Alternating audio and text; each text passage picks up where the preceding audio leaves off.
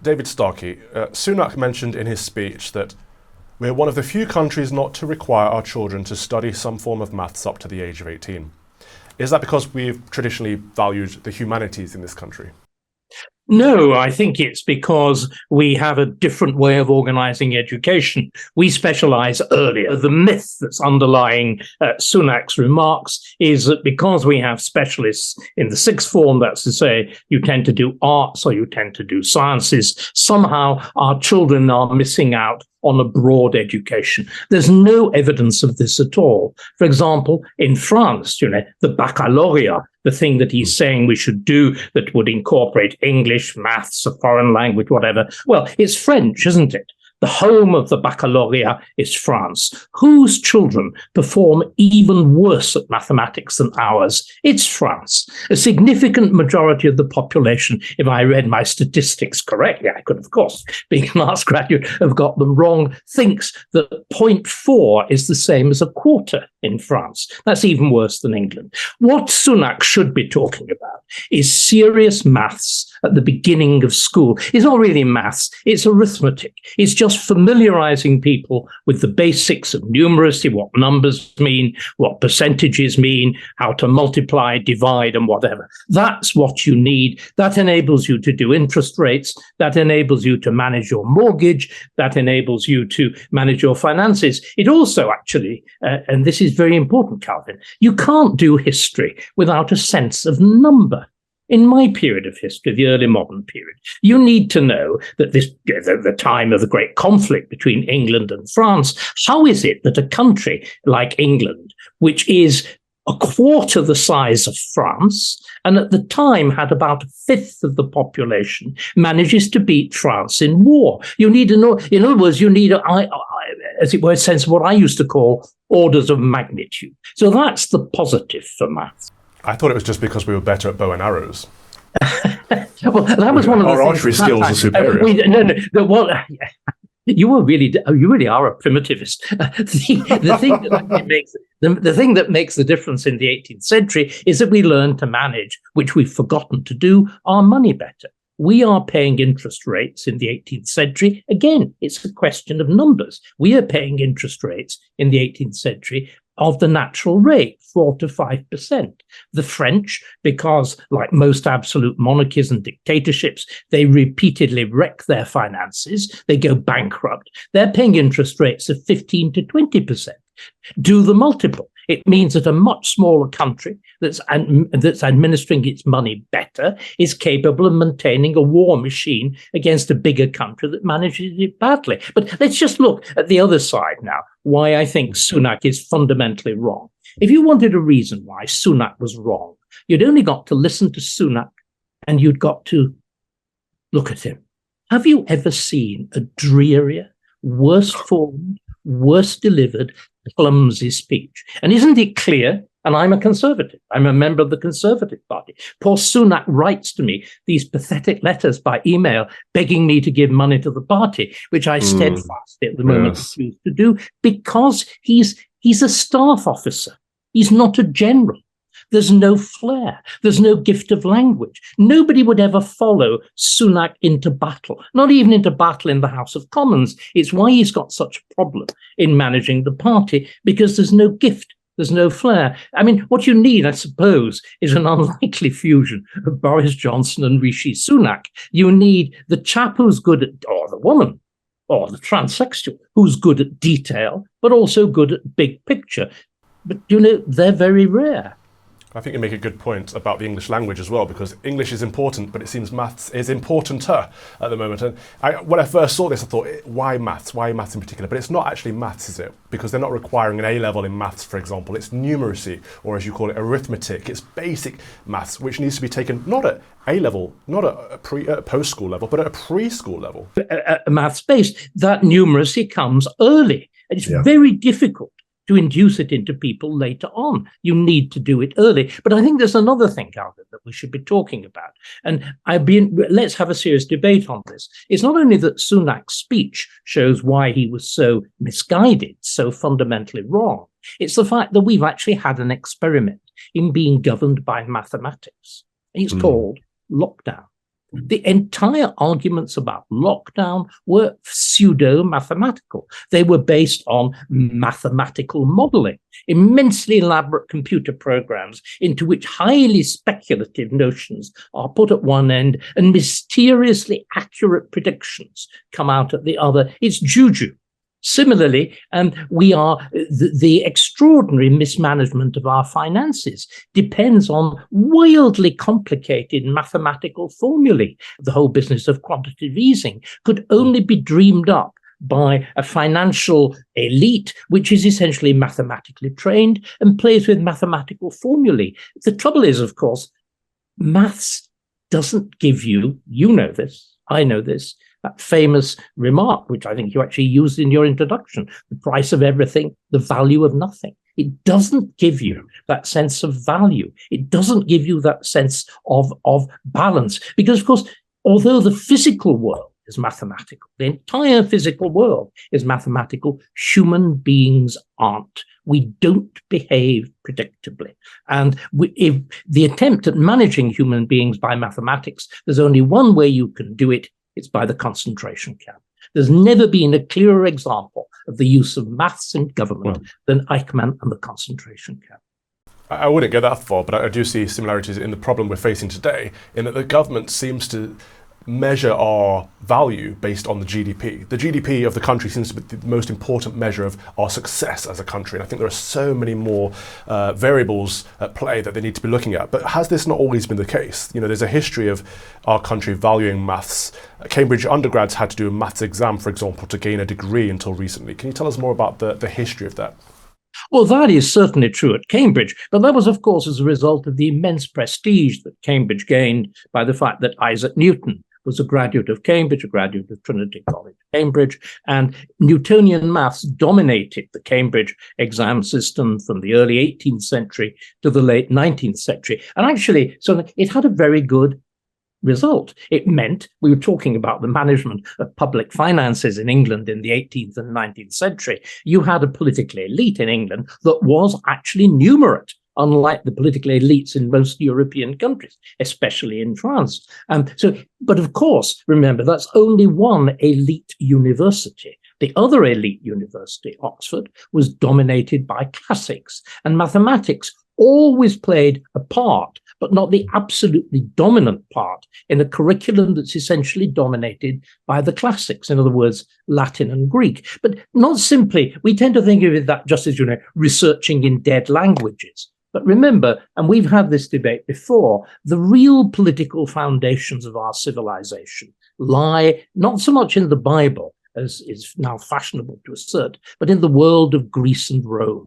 The ideas of democracy, of monarchy, of aristocracy, as the very words themselves tell us, they're Greek or they're Roman. A senate is Roman. The idea of democracy is Greek. The very idea of politics comes from the Greek polis, a city-state, and so on. And sure, but I wouldn't deny the influence of the classics at Oxford, but surely history shows us that actually your first degree at Oxford had to be a theology degree for the longest time.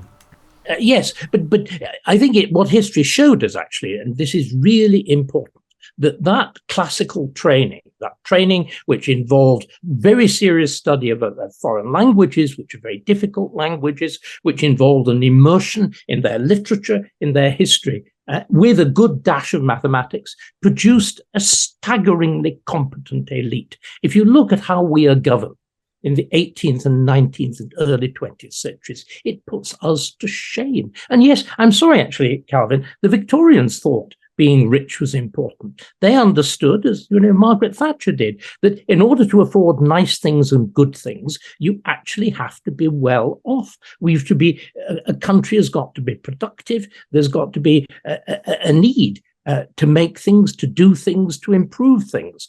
I mean, I am. But it's part of a wider picture, isn't it? Of course, in Victorian days, people understood value and place and a lot of things that we just forget about now. Indeed, but all of those things are true. But Thatcher is right. The Good Samaritan was only able to do good because he got cash in his pocket.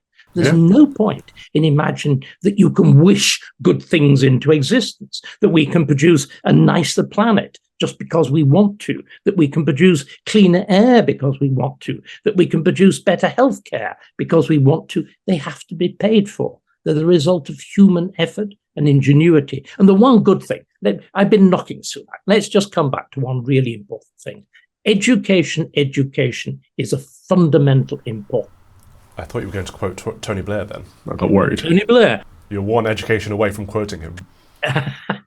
Let me put the third one in and quote him fully. The trouble was he realized it badly. The kind of changes that have taken place in our educational system have, generally speaking, been misconceived. One of the reasons why we have this huge tail. I mean, at its best, English education is sensationally good. That's why every Chinese oligarch wants to send his kid on, did when he was allowed to, send his kid to public school. The best, it's wonderful. The worst, it is utterly terrible. And one of the reasons for that is that we try and force non-academic children into highly academic modes of learning. We've never been good at technical education. We've never been good at training those who aren't naturally gifted in words and numbers. That's what Sunak should be talking about. That's what matters. And to be fair, a lot of that isn't down to the government. A lot of that is down to us and our common perception of technical skills and technical vocations. We seem to look down our noses at them as a society. We need to change that. But I think the government has got, I mean, this is where the government properly has a responsibility. Germany set up serious technical schools in the late 19th century. There was a profound awareness amongst Victorian industrialists, amongst intelligent politicians in the late 19th century, that we were falling behind because we weren't doing that. We tried, my generation, a product of the 44 Butler Education Act, there was an attempt at having an academic stream in the grammar schools and a technical stream in the secondary moderns. But the secondary moderns were never serious schools. They were dump schools. Most of them were dump schools. They were never taken seriously. Technical education wasn't taken seriously. And the consequences are catastrophic. That's where our failings are. That's what should be addressed. But of course, the comprehensive model, this notion, all children should go to the same kind of school, this kind of egalitarian nonsense stops us doing the right thing. Yeah, it's the lowest common denominator for all. But to bring this back, so we've talked about the technical side of education, the academic side of education, but what about the humanities? Have we devalued by frivolous courses in gender studies, etc.? How do we save the humanities, and do we need a return to the classical education? Are the humanities savable, Cal? I mean, this is the terrifying problem, isn't it? That they seem to be embarking on a program of self-destruction. I mean, all decent historians now, or almost all, are either retired, in other words, they're not subject to, just talking for my own discipline, they're not subject to the constraints of current employment, or they're outside the universities. David Abulafia, on the one hand, is somebody who's retired, and Andrew Roberts, on the other, is somebody who's never held a university job. Someone like me got out just in time. There is this terrifying sense that the humanities, because of the takeover of the whole of this sub-Marxism, this new Marxism, they're intent on self-destruction. All that one can hope for is that the intrinsic interest of the subject, the liveliness of people's commitment to literature, their involvement of theatre, even though subsidized theatre in this country, again, is perverted. You look at the appalling productions which say the RSC and the National Theatre tend to produce. Nevertheless, the intrinsic interest of the thing, we're interested in people. All of us, naturally, the humanities are the door to that. But that's quite pessimistic. Does that mean we have had periods of history where we've lost the classics entirely and have had to be rediscovered? Could that be possible again? What do we mean with the Dark Ages? Knowledge can die.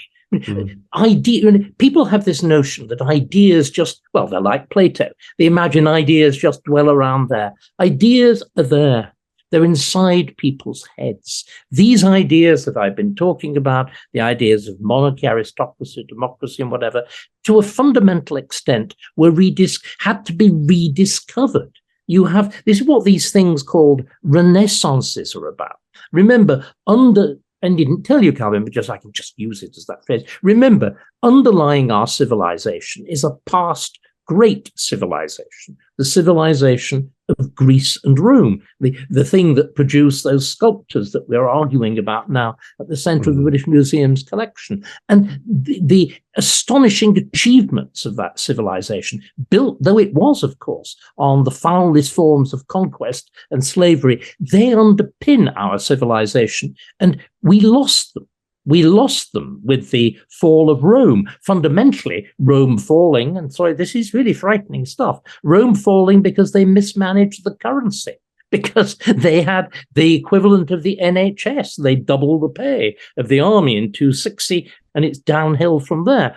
But with the fall of Rome, you lose knowledge. That knowledge then has to be painstakingly preserved, rediscovered, translated, re-understood, communicated by new education. That's what we mean when we talk about the Renaissance in the Carolingian period, when we talk, in other words, about 800, when we talk about the 12th century Renaissance. That's the thing that happens at the beginning of our own monarchy after the Norman conquest, when above all, we talk about what happens in the Renaissance of the 15th and 16th century, the period that I've devoted my life to studying. That's this sudden, extraordinary re-engagement, rediscovery with old books, the marvelous phrase of Geoffrey Chaucer at the beginning of it all, old books from which new learning springs, the old fertilizing the new.